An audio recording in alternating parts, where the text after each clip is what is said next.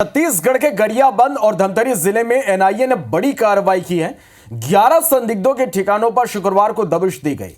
धमतरी के नक्सल प्रभावित इलाके के रावणडिग्गी, सेमरा, मैनपुर, घोरा गांव, केराबहारा में छापा मारा गया। वहीं गरियाबंद के गांव में 11 संदिग्धों के कई ठिकानों पर दबिश दी गई। पूछताछ के बाद शंकर शार्दुल नामक युवक को हिरासत में लेने की भी खबर मिल रही है, जिसे कोंडा गांव के उरंदा बेड़ा गांव से हिरासत में लेने की खबर है। और ये बताया जा रहा है कि साल 2023 में राज्य विधानसभा चुनाव के दौरान मतदान और सुरक्षा दल पर नक्सली हमले के सिलसिले में एनआईए ने यह कार्रवाई की है। आपको ये भी बता दें कि साल 2023 नवंबर में बड़े गोबरा गांव में से मतदान के बाद लौट रहे मतदान दल और सुरक्षा कर्मियों पर हुए नक्सलियों ने हमला करके आईडी ब्लास्ट किया था। इस हमले में आईटीबीपी के हेड कांस्टेबल शहीद हो गए थे, जिसकी जांच का जिम्मा एनआईए को सौंपा गया था। जांच में खुलासा हुआ था कि इस आईडी विस्फोट के पीछे मैनपुर नुआपाड़ा डिवीजन का हाथ सामने आया था। जांच में इस बात का खुलासा हुआ था कि इस हमले और विस्फोट में कई लोगों द्वारा नक्सलियों की मदद की गई थी, जिसके बाद शुक्रवार की सुबह एनआईए के करीब 50 से अधिक अधिकारी और जवानों ने ये कार्रवाई की है।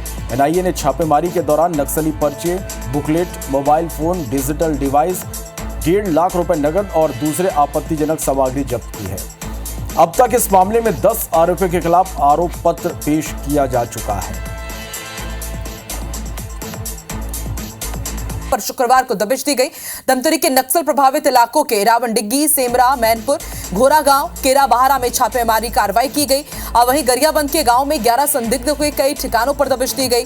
पूछताछ के बाद शंकर शार्दुल नामक युवक को हिरासत में भी लेने की खबर है, जिसे कोंडा गांव के ओरंदा बेड़ा गांव में हिरासत में लेने की खबर है। बताया जा रहा है कि साल 2023 में राज्य विधानसभा चुनाव के दौरान मतदान और सुरक्षा दल पर नक्सली हमले के सिलसिले में एनआईए की टीम ने यह दबिश दी है।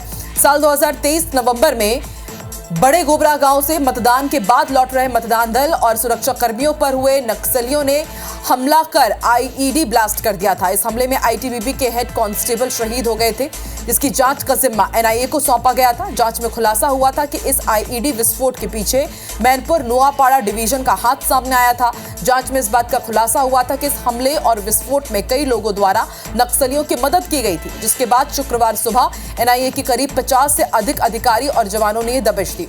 एनआईए ने छापेमारी के दौरान नक्सली पर्चे, बुकलेट, मोबाइल फोन और डिजिटल डिवाइस, 1.5 लाख रुपए कैश और दूसरी आपत्तिजनक सामग्री जब्त की है।